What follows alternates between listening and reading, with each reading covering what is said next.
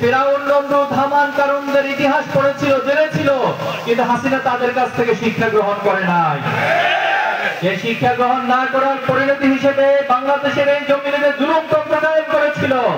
2024-এর জুলাই আগস্টে এসে ছাত্র জনতার অভ্যুত্থানের মধ্য দিয়ে বাংলাদেশের ছাত্র জনতা প্রমাণ করেছে আমরা কোন আধিপত্যবাদী, কোন স্বৈরাচার, কোন ফ্যাসিস্টের কাছে কখনো মাথা নত করবো না।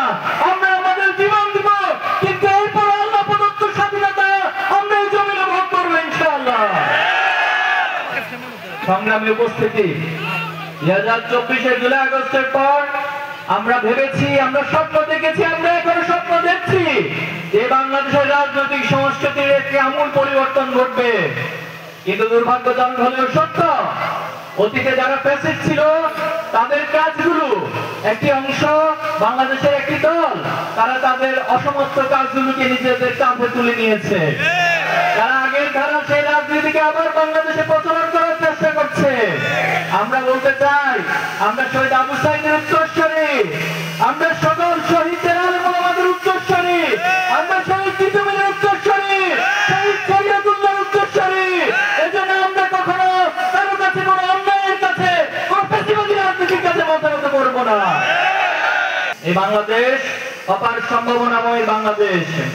এই বাংলাদেশে যে যুব সমাজ রয়েছে, যে ছাত্র সমাজ রয়েছে, যে মেধাবী শিক্ষার্থীরা রয়েছে, যদি এদেরকে যথাযথভাবে জনসম্পদে পরিণত করা যায়, বাংলাদেশ পৃথিবীর বুকে সম্মানের সাথে একটি উন্নত রাষ্ট্রে পরিণত করা সম্ভব।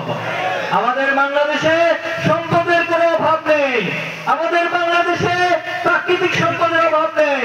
এখানে পৃথিবীর সর্বোচ্চ যে সি বিচ কক্সবাজার বাংলাদেশে রয়েছে, পৃথিবীর সর্ববৃহৎ ম্যানগ্রোভ ফরেস্ট সুন্দরবন বাংলাদেশে রয়েছে। আমাদের দেশের বঙ্গোপসাগরে ব্লু ইকোনমির মধ্য দিয়ে বিশাল সম্পদ আল্লাহ তাআলা দিয়ে রেখেছেন। যে নদীমাতৃকতার মধ্য দিয়ে বাংলাদেশ গড়ে উঠেছে, পুরো বাংলাদেশকে একটি পর্যটন শিল্পের রাষ্ট্র হিসেবে পরিণত করা সম্ভব। কিন্তু আমরা বিগত সময় দেখেছি যারা এই রাষ্ট্র পরিচালনা করেছে, তারা আমাদেরকে ব্যবহার করে, আমাদের আবেগকে ব্যবহার করে তারা নিজেদের সম্পদের পাহাড় করেছে, কিন্তু মানুষের ভাগ্যের পরিবর্তন করেনি। স্বাধীনতার এতগুলো বছর পার করেছি আমরা, কিন্তু বাংলাদেশের কাঙ্ক্ষিত উন্নয়ন এখনো সম্ভব হয়নি। শুধুমাত্র গত 15 বছরে এই বাংলাদেশ থেকে 28.5 লক্ষ কোটি টাকা বাংলাদেশ থেকে পাচার করেছে।